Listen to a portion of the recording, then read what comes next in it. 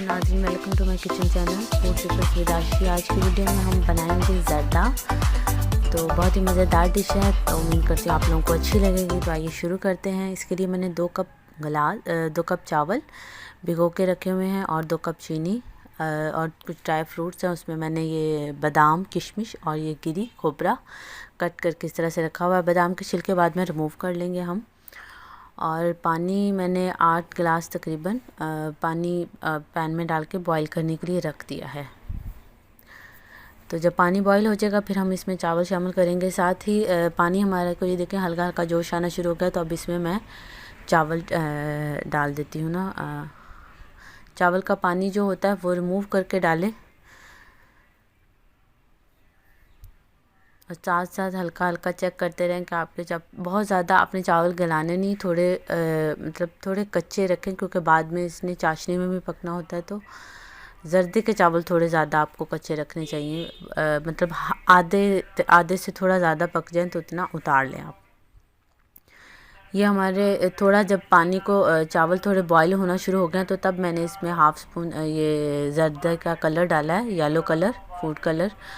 तो इसको मैं अब डाल के तकरीबन 3 मिनट के लिए इसमें पकाऊंगी। मैंने बाद में, इसलिए आप चाहें तो साथ भी डाल सकते हैं, लेकिन वो बहुत ज़्यादा तेज़ कलर हो जाता है तो वो अच्छा नहीं लगता, तो मैंने इसलिए डाला। ये देखें बहुत अच्छा कलर आ चुका है और चावल भी हमारे जितने हमें पके हुए चाहिए थे उतने ही हो गए थे। तो ये मैंने निकाल लिए। सेम पैन में मैं अब ऑयल शामिल करूँगी। अब चाशनी का टाइम है, तो इसमें सबसे पहले मैंने 7 से 8 अदद छोटी इलायची है वो मैंने साफ़ करके इसमें डाली है। तोड़ के डाल सकते हैं आप, लेकिन मैंने बस थोड़ा सा वैसे ही साबुत ही डाल दिया।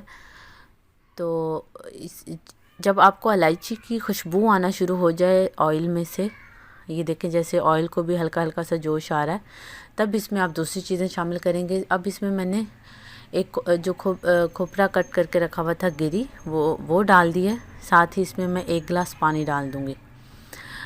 मैंने पानी 1 गिलास फुल डाला है और वो इसलिए डाला है कि जो चाशनी है वो अच्छे से पक जाए। सिर्फ शुगर को मिक्स नहीं करना, आपने उसको पकाना भी है।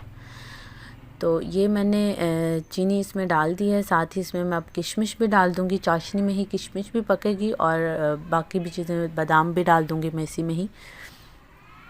साथ ही आप लोगों से रिक्वेस्ट है कि हमारे चैनल को ज़रूर सब्सक्राइब करें और हमारी वीडियोस को लाइक और शेयर करें। अगर आपको हमारी वीडियो अच्छी लगती है तो हमें कमेंट करके ज़रूर बताएं। तो आप लोगों से बहुत रिक्वेस्ट है कि प्लीज़ हमारे चैनल को सब्सक्राइब करें, यह आप लोगों की तरफ से प्यार है।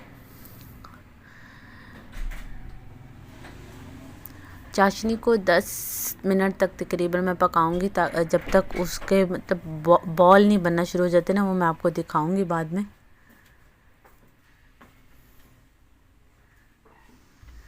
चीनी डालने के बाद उसमें चम्मच थोड़ी थोड़ी देर बाद हिलाते रहें ताकि चीनी के वो गिल्स ना बन जाए, बीच में जम ना जाए या नीचे ना लग जाए, इसलिए साथ साथ वो करते रहें। इसमें मैंने 2 से 3 चम्मच दूध के शामिल किए हैं। वो इसलिए दूध डालने से चावल नरम बनते हैं। और साथ मैंने वनीला एसेंस डाला, आप चाहें तो स्किप भी कर सकते हैं, लेकिन मैंने थोड़ा सा डाला है उसमें खुशबू के लिए। तो ये देखें जी, ये हमारी तमाम, ये देखें किशमिश भी कितनी अच्छी इसमें पक चुकी है और फूल चुकी है। और चाशनी को आपने इतना पकाना है कि अभी इसको मैं थोड़ा और भी बनाऊंगी। जब ये बहुत ज़्यादा जोश इसके मतलब ये जो बुलबुले से बन रहे हैं वो बहुत ज़्यादा होना शुरू हो जाएंगे और इस तरह से चाशनी में छोटे छोटे बॉल बनना शुरू हो जाएंगे।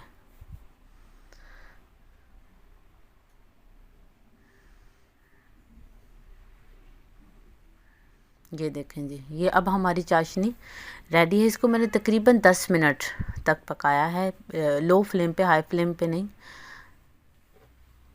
अब इसमें मैं चावल शामिल कर दूँगी।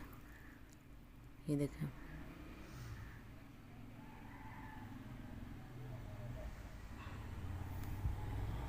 चावल थोड़े कच्चे इसलिए भी रखे थे क्योंकि ये चाशनी में भी इसने पकना होता है, तो अगर आप पहले ही उनको पूरी तरह से पका लें तो फिर चाशनी में डालने से नरम हो जाते हैं।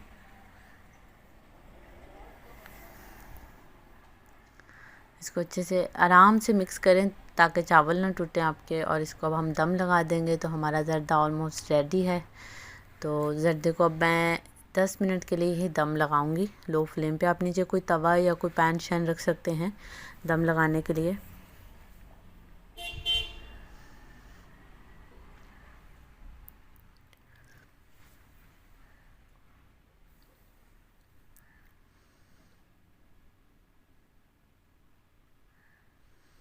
ये देखें जी, चावल हमारे बिल्कुल रेडी हो चुके हैं, बहुत मज़ेदार।